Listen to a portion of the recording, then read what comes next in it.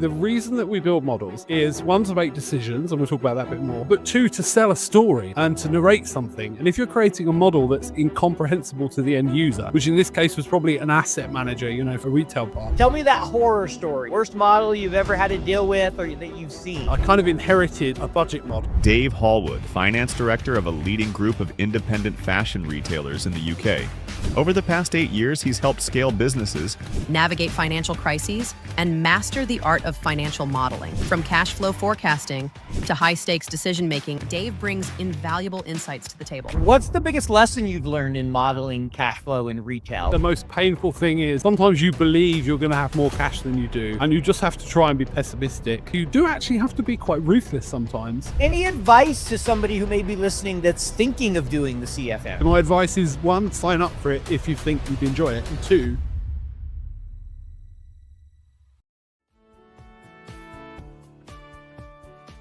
welcome to Financial Modeler's Corner, where we discuss the art and science of financial modeling with your host, Paul Barnhurst. Financial Modeler's Corner is sponsored by Financial Modeling Institute. Welcome to Financial Modeler's Corner. I am your host, Paul Barnhurst, aka the FP&A Guy. And this is a podcast where we talk all about the art and the science of financial modeling with distinguished financial modelers from around the globe.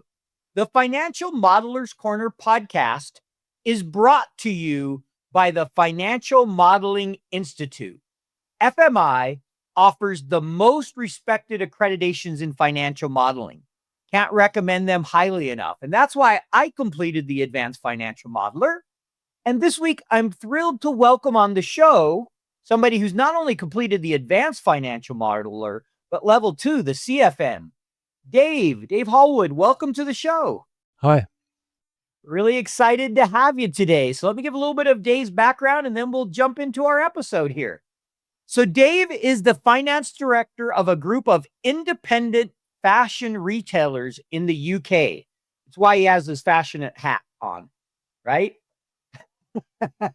Which he's grown with 2 other directors over the last 8 years.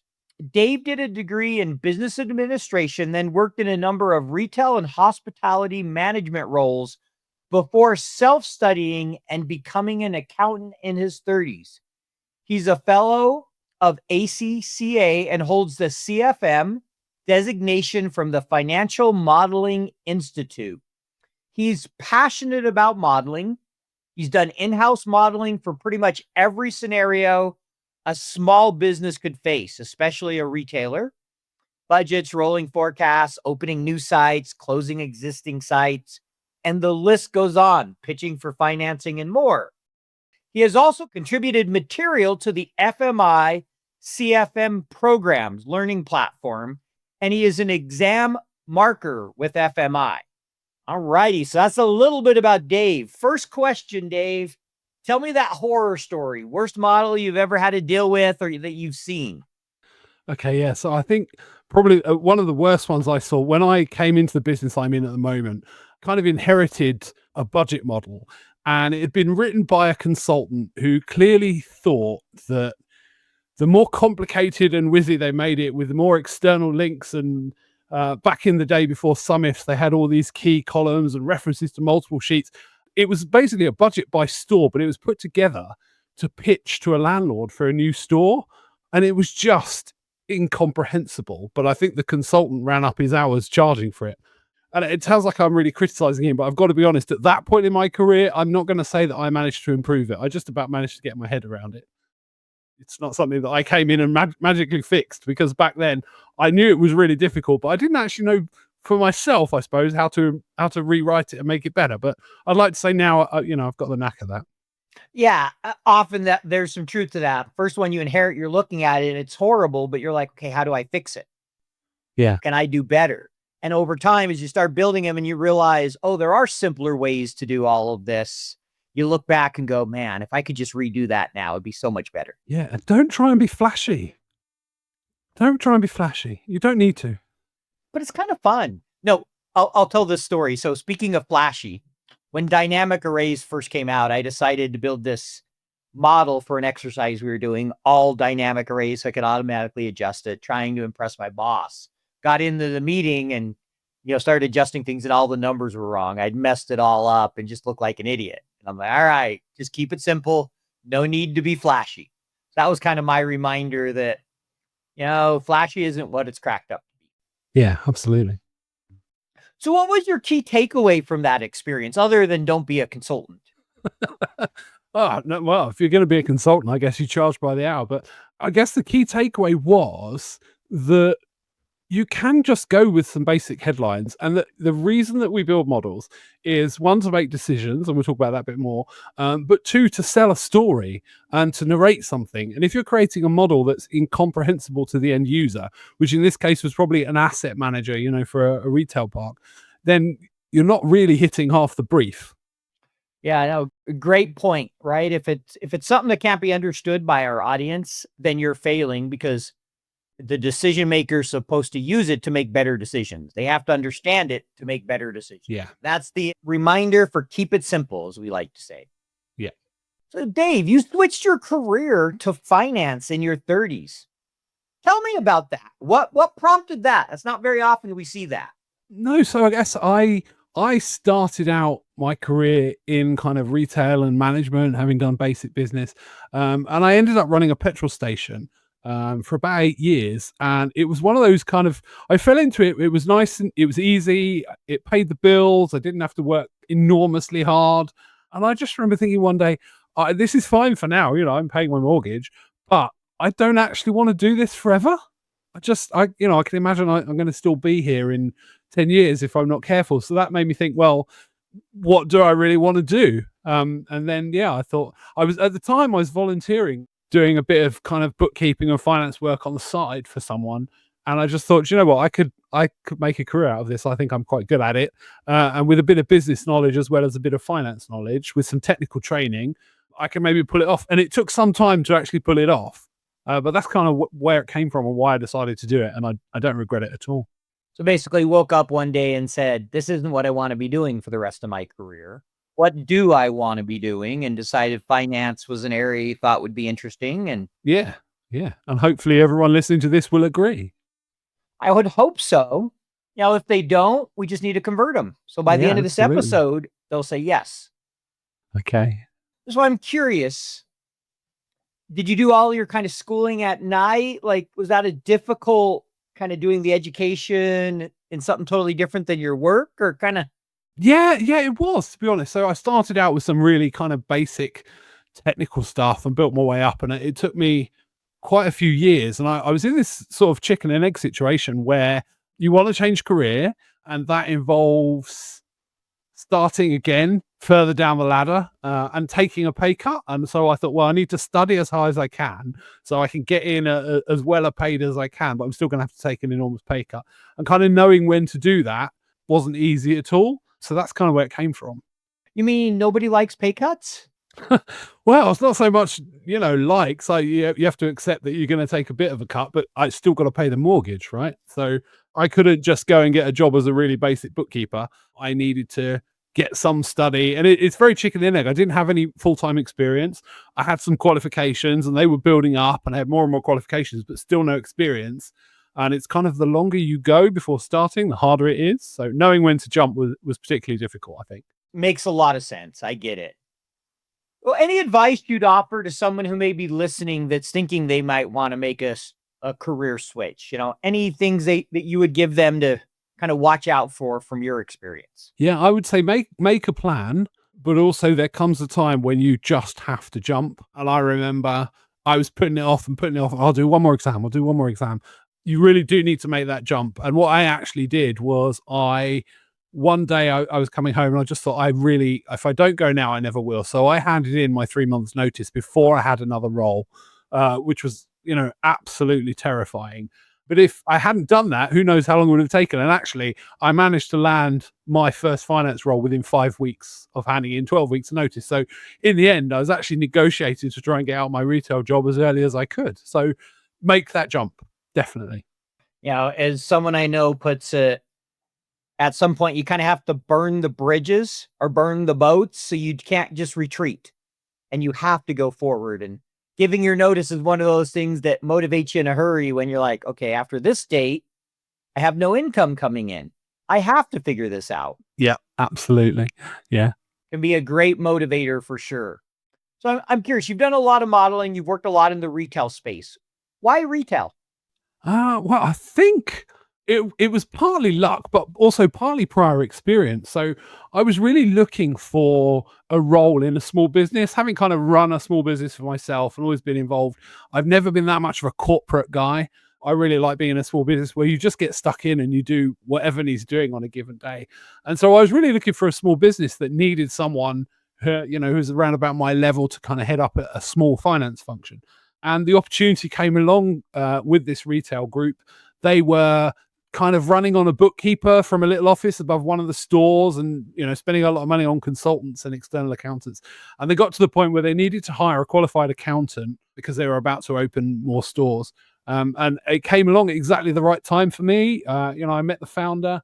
We bonded, I guess. I managed to persuade him, well, look, I've been a store manager. I've done it. I know what your store manager is going to be like. I know what retail is like, as well as, yes, I can add up all your numbers and make you great P&L accounts. I do have commercial knowledge. And I think that's really important thing to be able to contribute, especially in a small business.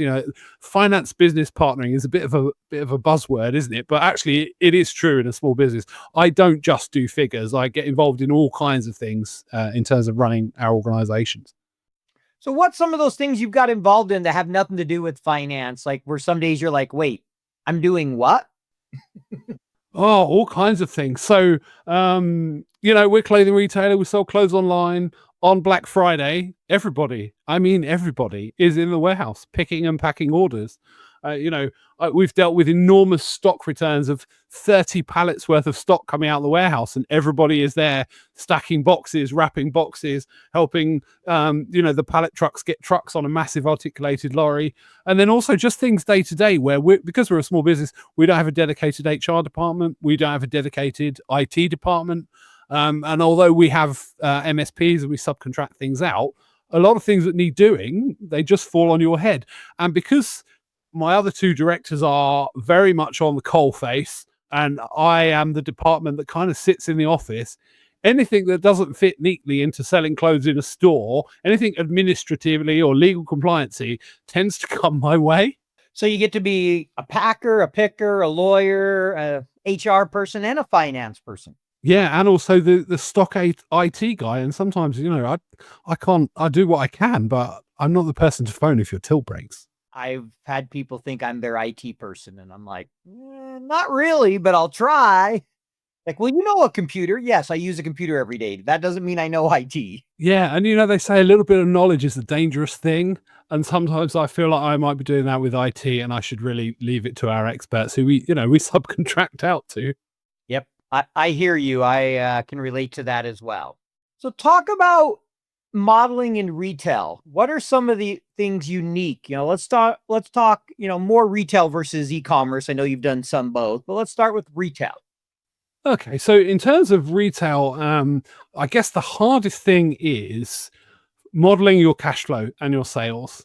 We are 100% business to consumer. We are really at the whim of the weather, literally. And I know retailers love to blame the weather, but it's honestly true. You're always waiting at this time of year for it to get hot so people buy shorts. And then by the time September comes around, we want it to get cold so people buy coats. And just that kind of not knowing your cash coming in, you don't have a debtor's book that you can chase and forecast when it's going to come in. So day to day, knowing where your cash is coming from and actually what your sales level is going to be makes it a real challenge, because you have to have such wide variation in what your sales might do in a given month or even in a given year for a store.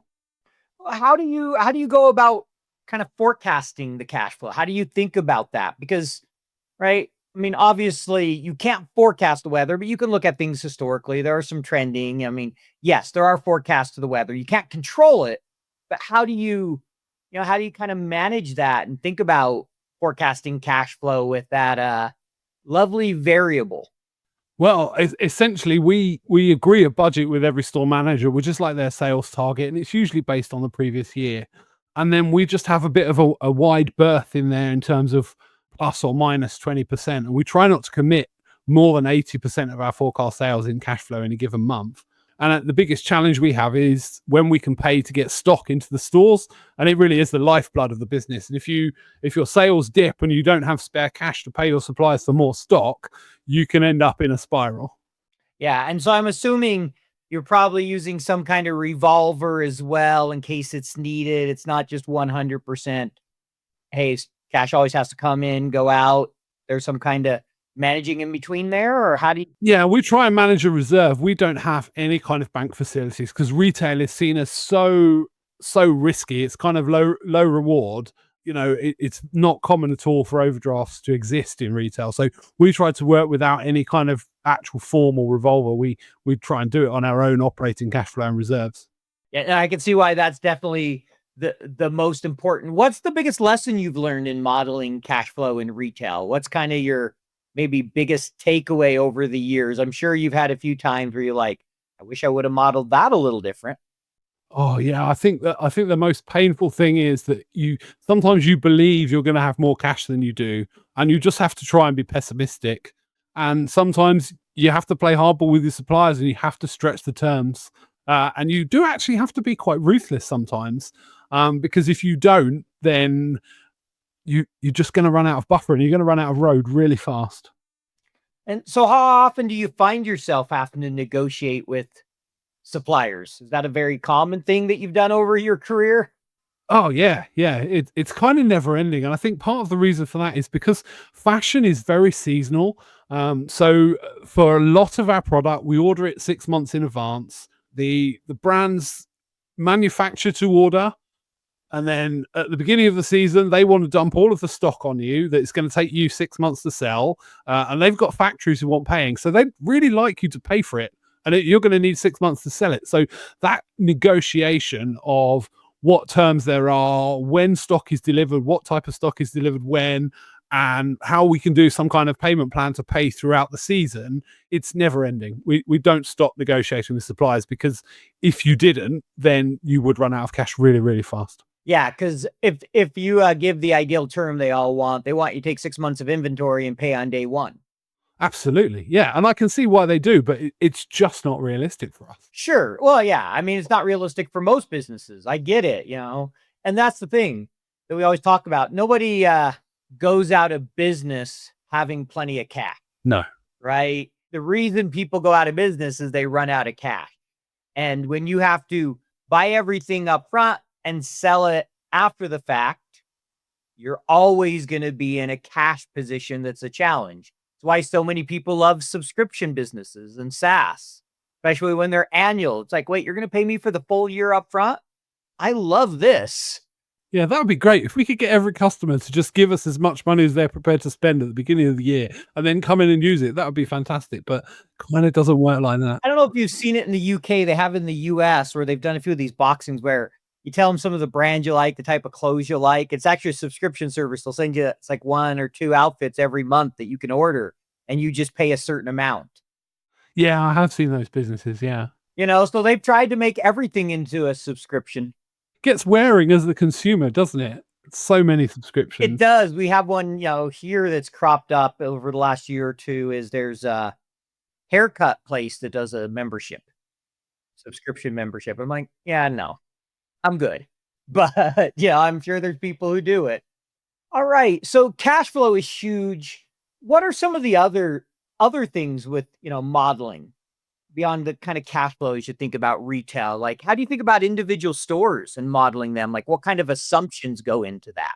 Yeah, we have to model every store separately, and there's loads of things that go into it. So sometimes at where a store is in its life cycle, we've got some stores that have been trading for 100 years, and they're pretty solid, and if you get 2% growth out of them, they're fantastic. We've got other stores that have been open for about 18 months, and they're on an incredible growth trajectory. So even just forecasting where their sales might grow as their customer base goes up, or their customer base kind of ages, just the number of sales. But then the key variables that go into the store are what the property taxes are, what the occupation costs are, so what the rent deal is, and also the staffing model of the store. the stores are all kind of different shapes. So for an example, we've got one old store that's on several floors. So even if it's completely quiet on a Monday afternoon, you need 4 people in there. And we've got other stores that are nice, they're square boxes, and you can run them on 2 people all day long. So just the basic labor model that goes into the store and what days it gets busy and when you need to flex up and when you need to flex down, that's probably where most of the work goes. But because it's different by store, if we didn't forecast by store, I don't think we'd be able to tell, which stores are doing well, and we wouldn't be able to decide which ones to open and which ones to close. Yeah, so you're really kind of building each store model with those, reviewing them with those managers. And it sounds like labor assumptions are going to have to be different depending on the store layout, obviously how busy it is, growth assumptions. Yeah. I'm assuming, though, you can do some grouping sometimes, like, hey, all these stores are similar in the sense they all have the same layout, same type of retail. Maybe they're in a strip mall or whatever it might be. Are you able to do some kind of grouping with those and the assumptions, or you really find it's almost a custom model for each one? For the active stores, it's pretty custom. But what that actually means is when we're looking at new store opportunity, we can usually say, right, use that store as a template. It's going to be about that level of sales. It's going to be about that size. This is the working cap it's going to need. This is what labor it's going to need. We know what rent deal is on the table with a landlord. We can look up what the property taxes are going to be. So we do have kind of a couple of different sort of size template stores we use, particularly when we're looking at new opportunities. Sure. Yeah. So you're able to, which makes sense. You're able to take a predetermined set of assumptions to start with, going, all right, well, this store is similar to this group over here. We should see a similar ramp, need this many employees, this working capital, and then tweak it, based on whatever things specifically to that store, and then adjust it as it actually becomes active to what you're really seeing. Yeah. So I'm curious, as you do this, I'm assuming, just like anything, every store's forecast is wrong. Always. Yeah. So this feels a little bit in some ways almost like a portfolio, in that, hey, bringing it all together, you're trying to get it right. And you can be relatively close with most of the stores, I'm assuming, especially older ones, established, new, hyper growth, those that have a big change. I'm guessing all bets are off. But I would imagine a lot of them pretty similar. You can get pretty close. I'm not saying spot on, but yeah, I think you certainly can on the cost front. The thing that can just send you out wildly is what the sales are going to be. Sometimes the store will just keep growing even though we haven't forecasted to, and other stores, their growth just falls off a cliff and you don't always know why. And what's the analysis like? I mean, how often are you able to figure out, or do you occasionally have some where we're like, we just don't know what's going on here?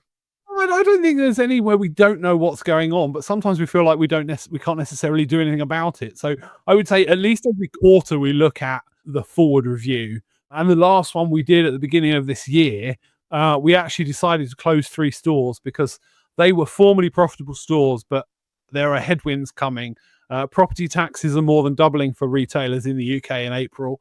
The minimum wage is going up, and employer taxes on employment are also going up. So we've had a couple of stores that used to be profitable and they were going to become loss-making. So we have proactively closed them, which is a real shame. It's genuinely a shame. We've just had to make some people redundant, but we can't have loss-making stores. You can't carry them in this economic environment. It just isn't possible. So yeah, sometimes you have to make a really difficult decision. That makes sense. And it's never fun. Anytime people have to be redundant, nobody enjoys that. But you want a few people to be redundant or the entire business to go under, right? You have to think of the bigger picture, and that's how we have to manage it sometimes. Yeah, absolutely. Yeah. And this is definitely a tough inflationary environment. If your wages are going up, your property taxes going up, and other taxes are going up, plus costs are going up for everything you buy, you got to figure out how much can you pass on to the customer? What are others doing? Because, right, we as a consumer, the more and more we see these price increases, at some point we start pushing back. And retail has a component of discretionary for sure, especially fashion. Not like you have to buy a new coat every year. No. Or you need those pair of shorts that you want for the new summer or whatever it might be. Yeah. How much do you find? I'm curious, you've been in retail a long time. Is there a pretty big drop you see during recessions? or you find it pretty stable, or what's kind of your in general you see with the stores and just the business? So for our spot in the market where we occupy now, most of our stores, I would say that we're fairly premium. And so as a rule, our customers tend to do better in recessions than, some of the people who are lower down in the market. So we're a little bit more recession proof, but we have had some brands where prices have just gone, way up. The cost of importing in the UK has gone up. The cost of cotton and raw materials has gone up. And what we have seen is consumers who they'll keep shopping with us, but they've maybe shifted down in terms of price point, the brands that they're prepared to buy. And that's affected the brand mix that we have. I'd say we probably have a much wider variety of brands now so that we can capture kind of more customers depending on where they sit in the market. FP&A Guy here. And as you know, I am very passionate about financial modeling and the Financial Modeling Institute's mission. I have been a huge fan of the FMI for years, and I was super excited when they decided to sponsor the Financial Modelers Corner. I recently completed the Advanced Financial Modeler certification and loved the entire experience. It was top-notch from start to finish. I am a better modeler today for having completed the certification. I strongly believe every modeler needs to demonstrate they are a qualified financial modeler, and one of the best ways to do that is through the FMI's program. Earning the accreditation will demonstrate to your current and future employers that you are serious about financial modeling. What are you waiting for? Visit www.fminstitute.com/podcast and use code podcast to save 15% when you enroll in an accreditation today. Everybody wants to cover the entire range, kind of protect yourself against different segments having big changes. So one other thing I want to ask you about, I know you've been involved in insolvency situations.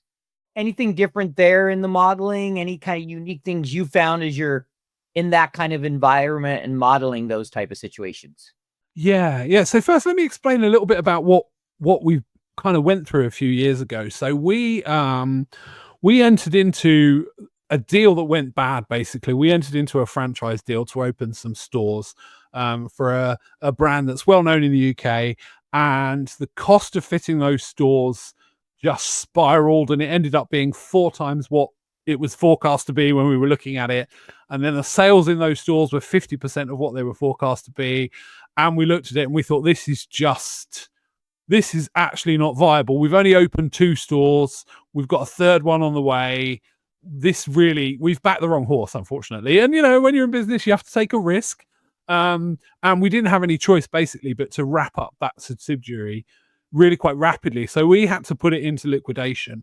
And what that actually meant was, as we set that subsidiary up, the other companies in the group had given cross guarantees on the leases for those properties. And so if we liquidated that subsidiary, we ended up in the position where the lease guarantees were going to get called on, and that would have sunk some of the other companies in the group. So what you actually have to do there, where you're in a situation where you're potentially going to become insolvent, but you want to keep trading, is you have to model all the scenarios that you might go through. So the first one is to do absolutely nothing, and you're probably going to end up where everybody loses their jobs and all of the creditors lose their money. The next thing that you try and do is an informal negotiation. So that's private. It's just between your creditors and you can come to an arrangement. And if that model doesn't work out, and in our case it doesn't, we then had to model what's called a voluntary arrangement, which is where you go into an arrangement with your creditors. Everybody takes a haircut. Some suppliers don't get paid, some suppliers do, and it becomes legally binding on everybody. When you're doing that and you're modeling, right, what are we going to propose to people? And you have to treat some creditors differently. And basically what you're trying to do is come up with a scenario where the business can keep trading, everybody gets the best return that they can, and then you have to sell that to everybody. And the story is, well, the alternative to this is everybody goes out of business and you lose the whole lot. And actually, in the case of many of our suppliers, we had to say, you're going to have to take a haircut on some of the debt we owe you, because we need to extract ourselves from these company guarantees. We've got some tax arrears we need to write off. And if you don't vote for this and you don't pass it, then we'll go out of business and you will lose a future trading partner. You won't have any business from us at all in the future. So the best thing for all concerned is to kind of accept this, and then we can move on with a much healthier business. And that's what we did. We managed to get our voluntary arrangement passed with a really high proportion of people. And the reason that worked, one, is because we did some really great modeling, and I'm not going to take all the credit for that. We had some specialist advisors who did some really fantastic modeling on all the different scenarios that you could show your people. And then secondly, the relationship, the telling a story, the getting out there and communicating with everybody about, right, this is the situation we're in. We're not the only retailer who's got this. This is our proposed way forward. Please join us. And yeah, I have to say it was really successful, and I learned so much going through that whole process. And I heard it said from our advisors that you haven't really cut your teeth in businesses if you haven't dealt with some kind of bankruptcy or insolvency situation where you've got to do some restructuring, and you need to do it pretty quickly. I guess I haven't cut my teeth yet, and I'm okay. Well, I guess you're lucky. Now you run your own business. You don't want to be getting through that situation. I did now. deal with, we wound down a few businesses when I was at American Express, but they're small. There was no risk of insolvency or bankruptcy or anything like that. It was just, we're getting out of this product. We're going to wind down in these countries. I remember running the models, but definitely nothing like what you're talking about. Yeah, and now we're much more careful before we give any kind of cross-company guarantee. And there's a reason all your subsidiaries are separated. And, you know, that we managed to survive. But other retailers, if they hadn't been so proactive and they just blindly believed and carried on investing in these super expensive stores that didn't have any sales backing them up, who knows where we might be. So you mean spending a lot when you're not getting revenue can't last very long? But I thought that's what everybody did in SaaS. No, it can't. No. And you know, the funny thing you find is that when you're dealing with a franchise partner, they specify, you know, the brand guidelines, what they want the shop to look like. And actually what they're doing is spending someone else's capital. So we're putting up the money. They're specifying these super expensive, super luxurious shops. And then we open them and they take a few £1,000s a week, and you've spent £1 million fitting them out. It just doesn't add up. It really doesn't. Yeah, it sounds like you definitely learned your lesson there. There's times when you can model something and you're like, yeah, math doesn't make sense. Trust me. And they're like, no, we want to do this. Yeah. But you see, the trouble is, you know, in the models we did before we entered into this lovely franchise agreement, the sales were going to be 3 times what they were, and the shop fits were going to be 1/4 of what they were. And when both of those slide at the very outset, you know, actually the best thing to do is kill it now. Run. It sounds ruthless, but if we hadn't done that, we would have been endangering 15 stores worth of business now. Yeah, no, sometimes you definitely have to do that. Okay, so I want to shift gears a little bit. You've completed both the AFM and the CFM. You've done work with FMI. You're an exam grader there. Yeah. Why are you so passionate about what the Financial Modeling Institute is doing? Well, there's 2 reasons. First of all, I think they're really filling a niche and they're growing fast. And particularly when I was kind of learning my trade in terms of business school and also as an accountant, it was all quite focused on looking inside and looking back. And the more senior you get, the more you need to look outside your own business and the more you need to look forward. And the only kind of looking forward I ever did in an education setting was that scenario where you're setting up a business and you write a business plan and you take it to your bank manager and they agree to finance you. And after that, it's all wonderful and you never need to plan again. But actually what I found is that startup is relatively easy. The bit that gets difficult is scale up. And that's where I joined the current business. You know, he'd been going for a little while, got up to 6 or 7 stores. He wanted to scale up to 20 plus. That bit of the business, that growth is really, really difficult. And I didn't have the knowledge and skills to do that. As I said, I came into this terrible model. I didn't know how to fix it. So that knowledge is required. And Ian's doing such a great job of making that better and building it into, you know, it's part of now CFA's basic education. So that's really important. I learned an awful lot from doing both of those. And then the other reason I'm really passionate about the FMI is that they're just really nice people. They're great guys. They know exactly what they're doing. I remember when I signed up for CFM, there weren't all that many tutorial videos. And I found it a little bit of a steep learning curve from AFM. And I just sent them an email with some feedback about this is what my candidate journey has been like. I feel like I thought there were going to be more videos, thought it was going to be a bit more help. This is what it felt like. And Ian got back to me and he asked me to have a Zoom call, and we had a Zoom chat and we ended up talking, and he was like, well, we need some videos. Do you want to make one? And I was like, yeah, sure. Why not? So they've now got this really great platform and it's growing all the time. And instead of just Ian from FMI making tutorials, we've now got tutorials from, I think, 6 or 7 people, possibly more, experts from all over the world approaching real questions that have been posed in the past. And they're all doing it differently. So it's kind of like the more lecturers you have, the more potential scenarios you might see, the more approaches you might learn about. And I feel like being part of that is actually really, really special. Yeah, I think it's a great program. I know they have the community. I don't get to be as active as I'd like in the community, but I've presented there and I've been in there, and I've even considered, I haven't brought myself to do it yet. I've considered doing the CFM, done the AFM, Yeah. but I'm like, do I really want to spend the time? I haven't been able to quite convince myself yet. Yeah, it is an investment of time. It really is. It's not easy. Yeah, and that's it's what not supposed to everybody be. tells me. It's you really need to put in the time. Yeah. So any advice to somebody who may be listening that's thinking of doing the CFM, outside of me, of course? Yeah. So, first of all, I would say I really, really enjoyed doing it. Although it was very, very difficult, I really enjoyed it. So if you like kind of solving puzzles, and anyone who's even vaguely interested in competing in the World Cup, you will really like doing CFM. So my advice is, 1, sign up for it if you think you'd enjoy it. And 2, try and develop your problem solving skills. That's all it is about, is solving problems. So my key thing I would say is, there's loads of past questions. Try every single one of them on your own first before you watch any tutorials, before you look at any stock answers. Try and solve them for yourself, because that is actually the skill that you need to develop. It's not like AFM where you know what you're going to get and you just need to learn kind of what the rules are. With CFM, you don't know what you're going to get. It's going to be a complex question, and you're going to have to sit there and you're going to have to think, how am I going to answer this? What am I going to do? Both from what Excel formulas am I going to use, but also just how am I going to structure this? What calculations do I need to carry out?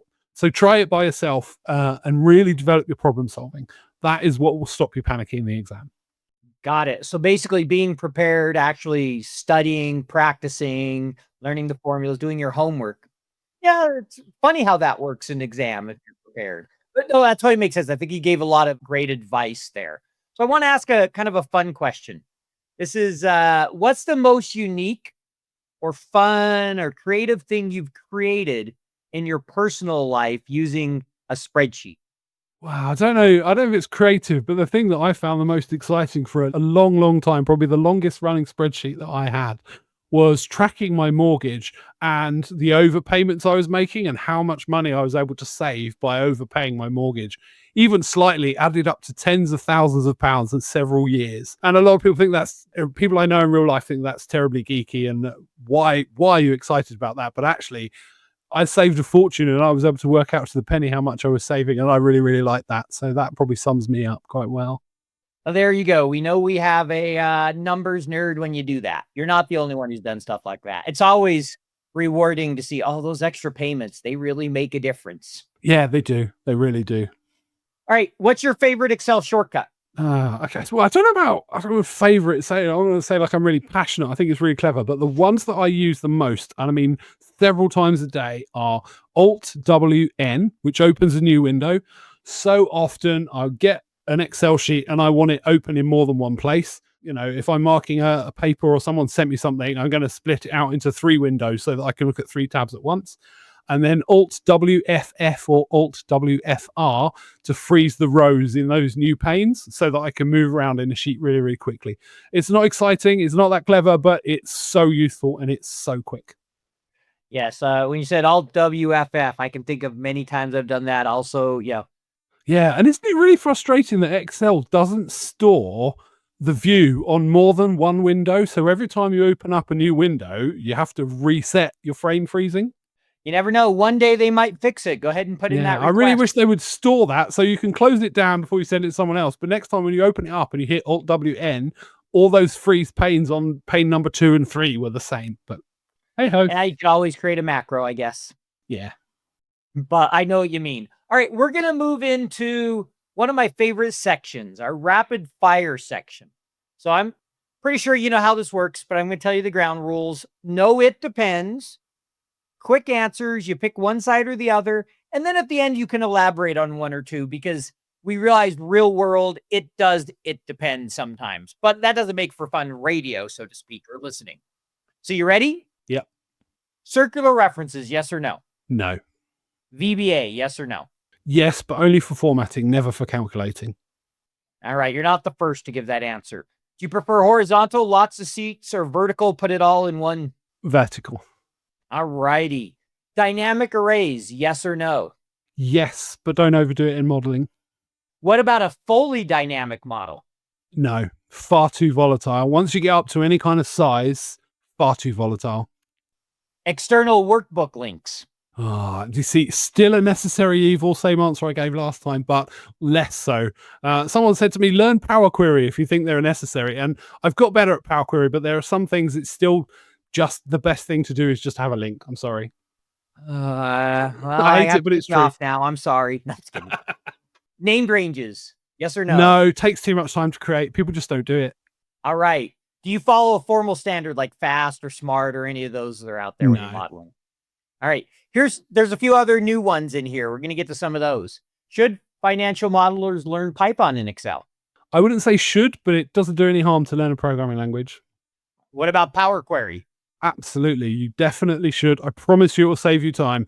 I was listening to the episode from Sean Mooney, who I met in London a few weeks ago, and he was talking about saving 75%. He's not exaggerating. No, it's amazing how much time you can save when you really learn Power Query. It's a fabulous tool. I love it. I learned SQL first, and then I was in environments where I really didn't have access to do SQL, and I learned Power Query, and I was like, oh, this is great. What about Power BI? Super useful, but perhaps not for modeling. More than Python, but a lot less than Power Query. All right. What about Excel? Will it ever die? I don't think so. I think Google Sheets and the competition now keeps them both on their toes, and they'll probably both be around. There's a lot more competition, which is always good. We win when there's competition. Yeah. How much has it changed? How much have things got better? How many new things have come? No human can keep up with it anymore. Oh, I know. I was just like, I do a training for a living on Excel, and I'm like, I can't keep up. I haven't had times to learn like reg expressions and other things. Or like, have you played with this? I'm like, for a couple minutes, and I'm like, I want to play with it. But I do prefer sleeping. I'm not gonna lie.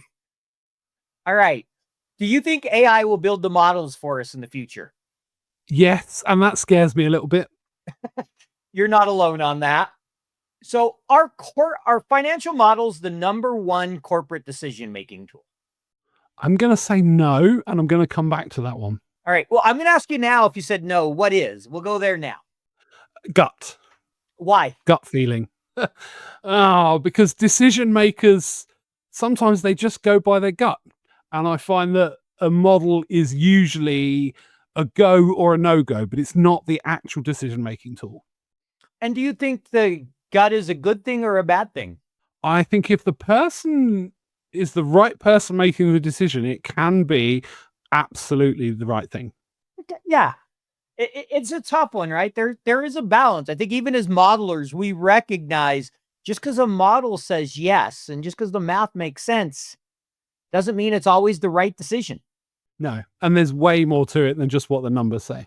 For sure. I'm probably going to get fired now from being an accountant for saying that, but it is true. I won't fire you. I actually agree with you, but I'm sure there could be a few. So don't put it on your resume. Don't put this episode on. Absolutely. Yeah. All right. What's your lookup function of choice? If you got to look something up, what formula are you using? Index and X match. And I think that it. probably Almost ages nobody you. says X match when they say index. No, I've learned to use X match because it's brilliant, but I never got to grips with X lookup because I've never needed to, because I learned to use index match, and I'm old now, so that won't change. If I was 20 years younger, I would have said X lookup, I'm sure. Well, when someone tells me VLOOKUP, it's usually somebody that learned Excel 20, 30 years ago and just doesn't want to change. Yeah. And so I get it. I learned VLOOKUP, then I saw index and thought, wow, VLOOKUP is terrible. I'm never touching that again. You can do a lot of things with VLOOKUP and XMatch, and even if you use choose columns now, you can get through nearly every one of the weaknesses of VLOOKUP with a few exceptions, but I still wouldn't prefer it. Much easier to use index match or XLOOKUP. Yeah, it's so natural, and now you can use it to return a two-dimensional array with a single formula. It's brilliant. And I don't need to do anything else. I know how to do it. That's what matters. All right. We're going to wrap up here. So were there any more of those on the rapid fire questions you want to elaborate on? Yeah, so just talking about decision making and why, in our case specifically, models are usually used as the go or the no go. There are a number of things that we'll put into deciding whether to open or close a store, or whether to, bid for an acquisition or whatever it is.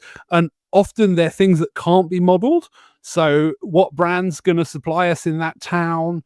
What is the staffing like? Do we feel like it's going to be easy to hire the right people? What is the deal on the table from the landlord? And sometimes that's not just about numbers. That's about, are they investing in the town? Is it owned by the council? Are they letting it get run down? Has it just been bought by someone who's got tens of millions of pounds to invest? So there's lots of things that go into making that decision. And the model will usually tell us the payback and the forecast EBITDA. And that will be a go or a no-go. And sometimes the model doesn't look great, but we decide to risk it. And other times I've had the situation where the model looks terrible and I've got my other two creative people saying, yeah, but my gut just says it should work. It should work. I don't know why it doesn't. And you're like, well, look at the numbers. I don't think we should do it. And sometimes we still do it despite what the model says, which is why I don't think it's the actual decision-making tool. It's like the sense check. And sometimes it can persuade the person making a gut decision not to do something. And sometimes it can persuade someone who thinks, my gut says it's a bit dodgy. And you go, well, the model says you can't lose. And you've tried all these scenarios and it looks really, really good. Let's go for it. And we've definitely done that before, where we've looked at a deal and gone, do you know what? Yeah, this will be brilliant. This is worth it. I like the way you describe that. And it's just a reminder, there's the human factor and there's the model. I kind of think it is the number one corporate decision-making tool, but not in isolation, which kind of gets back to the gut and so many other things. If you're doing it strictly just off the model and always just taking whatever it says, I think you have a problem. Absolutely, because the world just doesn't run on numbers. I really wish it did, but it doesn't. There's too much more it's a proxy. Complexity. It's wrong to start with. Yeah, absolutely. And it doesn't include every variable. So it's wrong, it's biased, it's just like a human in certain ways, regardless of how brilliant you build your model. Yes, but if either of my business partners are listening, my numbers are never wrong, okay? I was waiting for you to say something like that. All right. Well, thank you so much for joining me. As we wrap up, if our audience wants to learn more about you or potentially get in touch with you, what would be the best way for them to do that? So you can catch me on LinkedIn or sign up for the FMI, and I'll definitely be on their platform. All right, great. So I know they have their financial modeling community. You can check them out there. LinkedIn, I'm sure you can get some advice if you're looking to take the test. But thank you for carving out some time today, Dave. It was a pleasure having you back on the show. I know you joined me for one of the early ones where we talked about your experience with AFM and CFM, but it was fun just having you on the show. So thanks for joining me. Okay, great. Thanks very much. Financial Modelers Corner was brought to you by the Financial Modeling Institute. This year, I completed the Advanced Financial Modeler certification, and it made me a better financial modeler. What are you waiting for? Visit FMI at www.fminstitute.com/podcast and use code podcast to save 15% when you enroll in one of the accreditations today.